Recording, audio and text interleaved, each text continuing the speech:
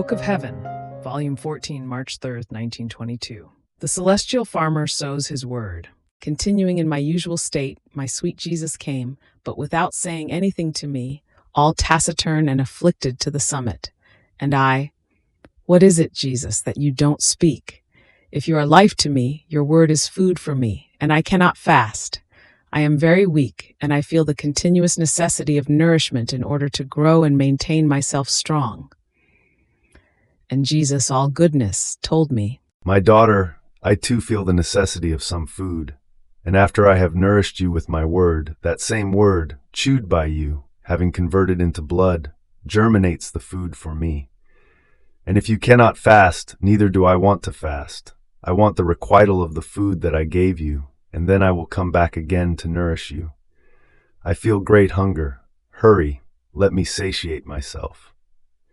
I remained confused, and I didn't know what to give him, since I have never had anything.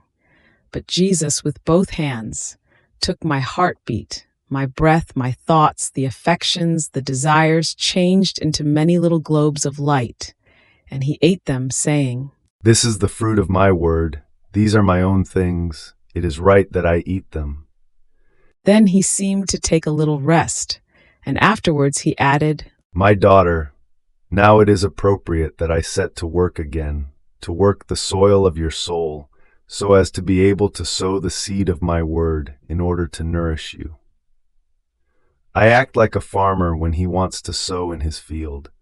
He forms little trenches, makes some furrows, and then sows in them the seeds, and again he covers with earth the little trenches and the furrows in which he has sown the seeds, so as to keep them sheltered and give them the time to germinate, to then harvest them increased 100-fold, to make of them his food.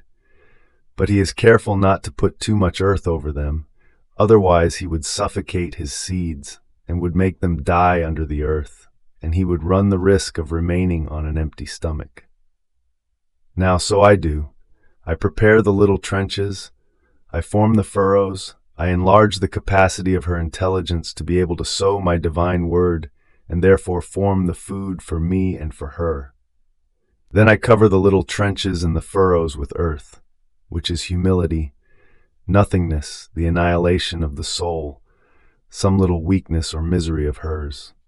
This is earth, and it is necessary that I take it from her because I lack this earth. And so I cover everything, and I wait with joy for my harvest. Now, do you want to know when too much earth is placed over my seed? When the soul feels her miseries, her weaknesses, her nothingness, and she afflicts herself. She thinks about it so much as to waste time, and the enemy uses this in order to cast her into disturbance, discouragement, and despondency. This is all earth in excess over my seed. Oh, how my seed feels itself dying, how it struggles to germinate under this earth. Many times these souls tire the celestial farmer, and he withdraws. Oh, how many are the souls such as these? "And I love, am I one of these?" And he, No, no. One who does my will is not subject to forming earth that suffocates my seed.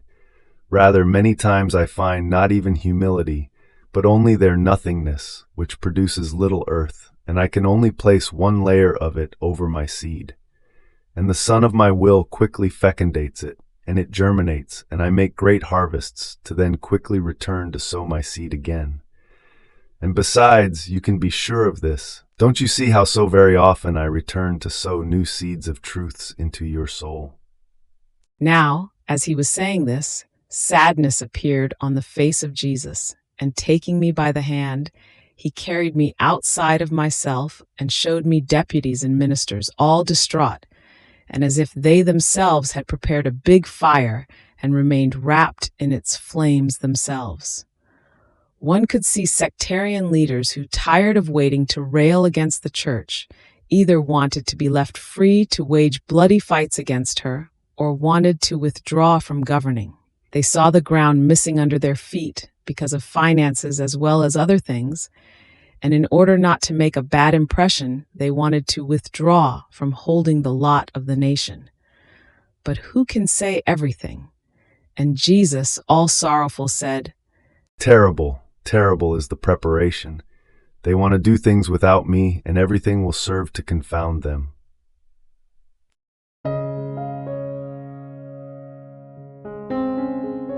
Thank you for being a part of our community here at Divine Will app. If you enjoy listening to Jesus' lessons on how to live in the divine will, please give this video a thumbs up. Your likes help us reach more souls yearning to live in the kingdom of the divine will. We'd love to hear your thoughts and reflections, so drop a comment below. Your insights not only enrich our community, but also inspire others on their spiritual journey. And don't forget to subscribe to our channel.